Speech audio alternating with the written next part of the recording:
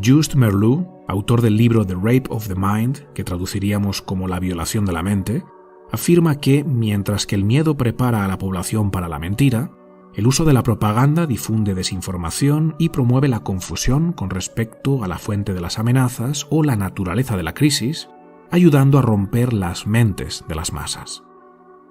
El origen de la psicosis es siempre un grave problema, una amenaza tan peligrosa que suscita niveles de miedo y tensión social insostenibles.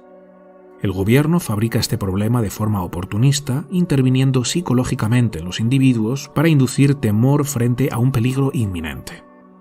Después agita ese problema utilizando un bombardeo propagandístico diseñado para confundir al individuo.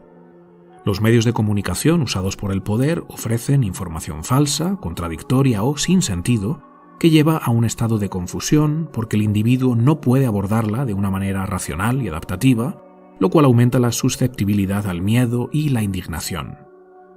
La lógica se puede enfrentar con la lógica, mientras que la ilógica no. Confunde a quienes piensan de forma correcta, y mientras la gente todavía está buscando un contraargumento razonable a la primera mentira, los totalitarios pueden agredirlos con otra. Además, la forma de presentar esta información es muy particular.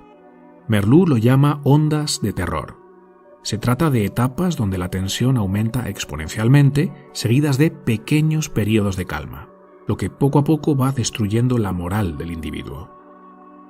En el momento de máxima tensión y confusión, el poder presenta la solución a ese terrible peligro y la posiciona como única alternativa. Es esto o nada.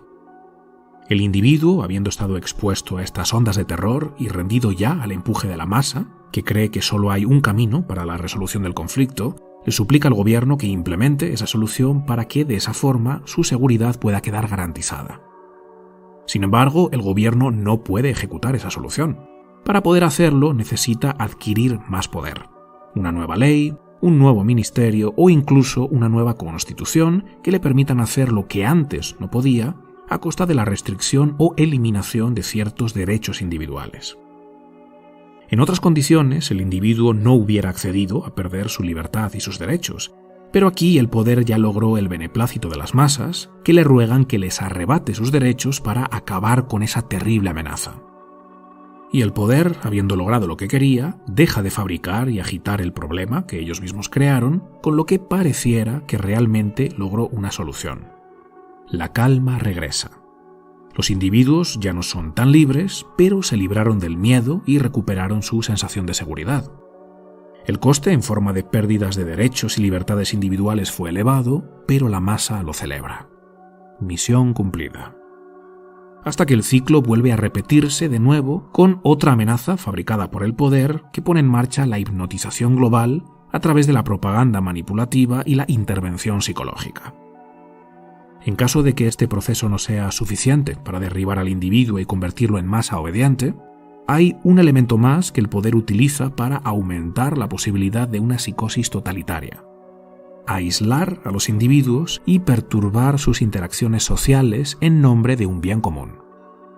Un individuo solo y sin interacciones normales con amigos, familiares y compañeros de trabajo se vuelve mucho más susceptible a delirios. En primer lugar, se pierde el contacto con la fuerza correctiva del ejemplo positivo, algo que sucede en muchas otras especies de mamíferos. Y por otro lado, los seres humanos se condicionan más fácilmente a nuevos patrones de pensamiento y comportamiento cuando se encuentran aislados. Este proceso que acabo de describir lleva al individuo a un estado de infantilización en el que le cede toda la potestad al gobierno, perdiendo su capacidad de pensar por sí mismo, de hacerse responsable de su vida y de sentir que es capaz de lidiar con los desafíos que van surgiendo en el día a día. Carl Jung decía que cuando los individuos pierden su individualidad, pierden también su categoría intelectual y moral. Se conectan inconscientemente con un nivel inferior donde rigen la irresponsabilidad, el victimismo, la insensatez, el tribalismo y el infantilismo.